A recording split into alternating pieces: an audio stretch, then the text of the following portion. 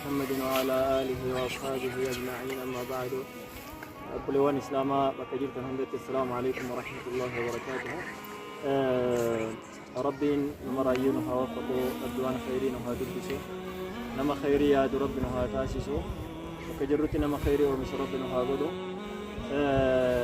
أبلوان كينا جزين نتي أما كيس جركنا كأمة إسلامات جزء حريجا جزء قرتي ركوتي جزء قرتي نتي أمة إسلام را بويا كيس جرو عزيا كيس جرا رمچون قمنو نما بيكون دافو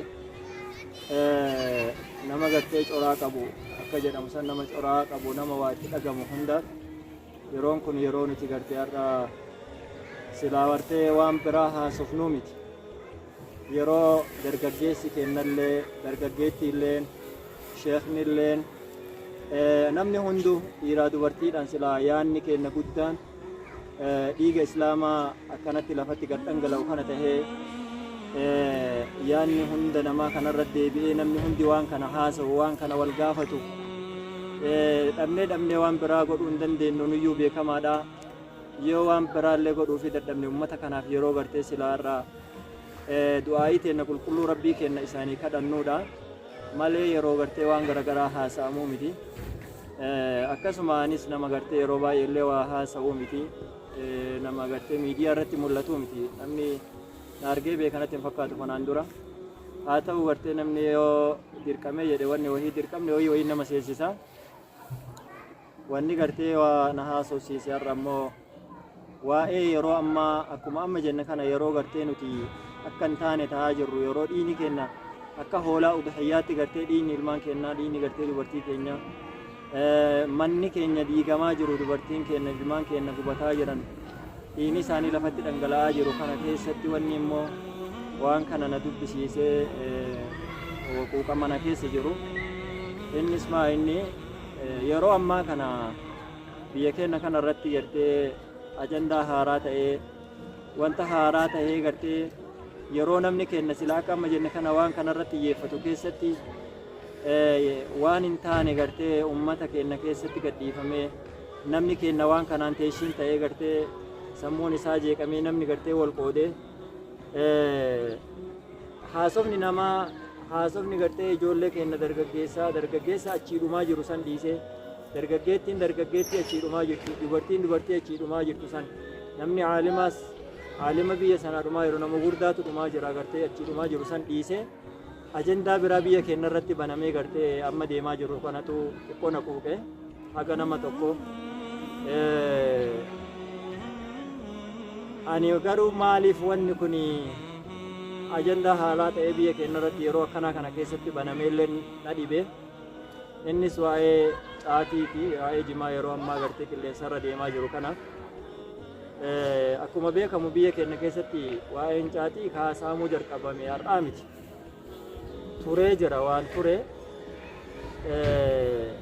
waan ture maaliif garuu waan haaraa ta'ee akka waan haaraatti amma ka'een na dhibe malee waa'een jimaa biyya keenya irratti ka'ee har'aa miti turee jira. anummaan kun akka ani beekutti akkuma ani beekutti iyyuu naannoo yoo xiqqaate gara waggaa 25 akkanan gaha.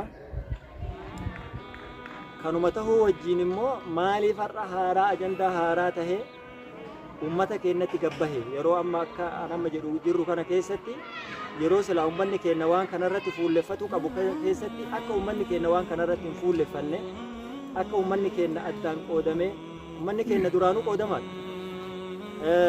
wallaahu a'lam. akkuma haasamaa jirutti yoo biyya gartee biyya Harargee biyyi baay'inaan jimaan itti argamu biyya Harargeeti jechaadha malee illee jimaan ammoo biyya Harargee qofallee hin jiru. akka waan jimaan gartee biyyuma Harargee qofaaf akkuma waan jimaan biyya Harargee qofa itti fayyadamullee taa'amee haasamaa jira. laakiin biyyi Jimmaas jira, Wallaggaas jira, biyya Baalees jira, jimaan Baalees jira. dhibdeen jimaa Baale irratti kan inni ka'e waggaa amma jedhu kana lakkoofsisee jiranii beekaa. rabbi rahmata isaanii haa godhu qabrii isaanii jannata rabbi haa godhu. gaafa shee awwal sadee bara 1995 yeroon ani beeku keessatti jecha achi dura ammoo kaka'e aniyyuu hin beeka. bara 1995 shee awwal sadee gaafa isaan gartee caatiin haraam jedhanii rabbi rahmata isaanii haa godhu qabsoon meeqa isaan irratti deemaa ture. rabbi jannata isaanii haa kennu hamma silaa gara siyaasaatti illee butamanii irratti hidhaman takka gahan beekan. Kanaaf caatiin biyya Harargee qofaaf kenname ulamaani biyya Harargee illee namni gugurdaan marti caatiin akkamtu qaba nurra warra Harargee irraa jedhee akka waan caatiin biyya Harargee qofa jiru akka ammoo rakkoon caatiidha rakkoo biyya Harargee qofa ta'e rakkoon jimaadha rakkoo biyya keenya hundaati. Yoo rakkoo qabaatellee biyyuma keenya hunda irratti rakkoo qabaata malee biyya Harargee qofaa miti. Yoo bu'aa qabaatellee ammoo akkuma jedhamu bu'aa qabaatellee biyyuma hundaaf bu'aa ta'a malee biyya Harargee qofaa miti. Waan biyya Harargee qofaaf galfamee haasawamuuf illee qabanatti fakkaatu akka kootti. Kanaaf ani wanni ani jechuu barbaade maalumaaf yeroo akkasii kana keessa jalqabumarraa caatiin haraamaaf halaalaa waan biraati. Jalqabumarraa yoo wanni kun ajandaa haaraa ta'ee maaliif biyya keenya irratti ka'e yeroo kana keessatti maa inni keessiin isaa maa inni nama addaan qooduudha. Akkuma dura jedhe kana namni keenya duraanuu qoodamaadha. Fakkeenyaaf biyya Arsiif Baale irratti yoo ka fudhannu taate Arsiif Baale irratti caatiin haraamummaan beekama. Dargaggeessi biyya kanaatii fi dargaggeettiin biyya kanaa hedduun isaanii namni muraasni gartee fedhii isaa duuka butamee yoo gartee nyaate malee shabaabni biyya Baaleef Arsiidhaa hedduun isaa caatiin nyaatu. Injimaan qabu beekamaadha kun. Sababni isaa haraama caatiin haraama waan jedhu kana namni hedduun fudhatee waan qalbii isaa keessaa qabu hattaa namni caatii qaamu biyya keenyatti namni jimaa qaamuu fi ka gurguratu kun haga namatti maxxanne takka jechuudha. Haala jireenya waliif jireenyaa keessattuu haga namni illee isa ceemu inni illee nama ceemu takka namni keenya duraanuu wal gaarreeffataa deema billaahi aleekum. Natti illee naadinaati uummata keenya rabbii jedhaati. Uummata keenya ka duraanuu bakka lama jiru. Ijaan wal ilaalu. Inni kaan caatiin gartee akkuma amma bu'aa qaba jedhamu halaala bu'aa qaba jedhamu kana garas hirkatee inni kaan ammoo lakki rakkoo qaba caatiin gartee dhugaadha rakkoo qaba nurraa badu jedheet wal dhiiba namni keenya duraanuu waliin fedhu.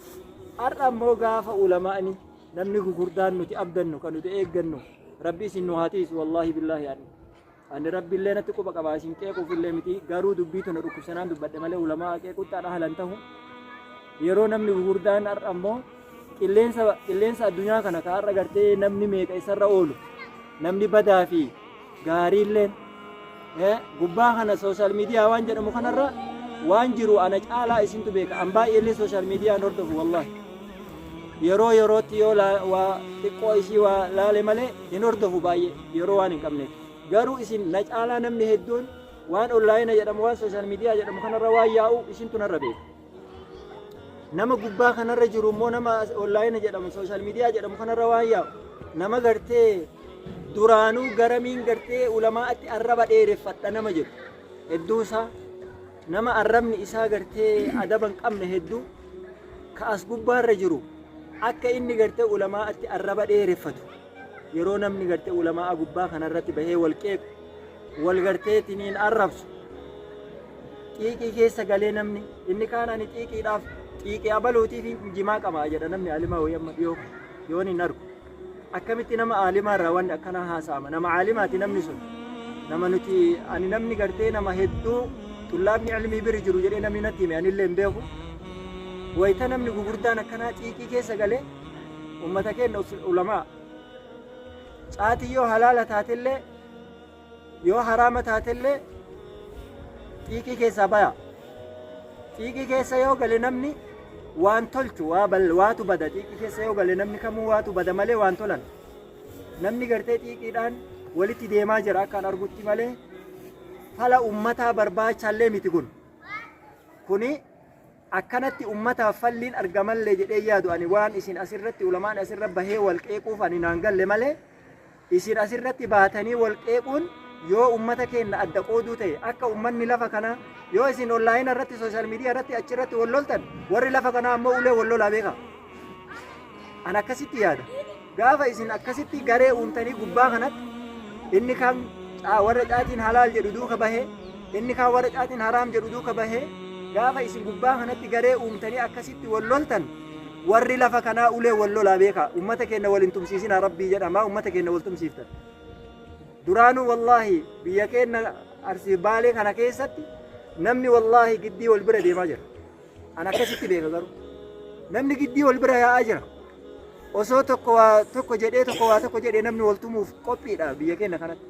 Nama duraanuu akkanatti wal bira yaa'u maa garee uummachiiftanii akka namni garee uummatee qeerroon gartee dargaggeessi garee uummatee warri gartee lafa kanaa wal lolu maa gootan sooshaal miidiyaa irratti wal loltanii maa wal qeexan ammoo isin nama gurguddaadha. Miidiyaa sooshaal miidiyaa irratti baatanii wal qeequun isiniif mala isinirraa bareeda rabbii jedhama. Anaan kanatu na quuqee waa dubbadhe malee wallaahi waallee dubbachuuf ancaatiin halaalaaf haraama keessan galu akkuma ustaad Raayyaan jedhan san garuu isaan dhiifamallee na haa godhani wallaahi ani ustaad Raayyaallee ustaaz Sheekh Amiin Ibroo faallee hedduu keessan ulamaa wallaahi isin jaaladha. Osoo umriin kiyya asitti osoo umriin kee kun bakka gahee amma asitti haa dhaabatu ati asitti du'iiti umrii kee ka hafe yoo waan hafa minaalbaata waafanii jiraatan ka hafe kana isinii qoonna jedhanii wallaahi fedhii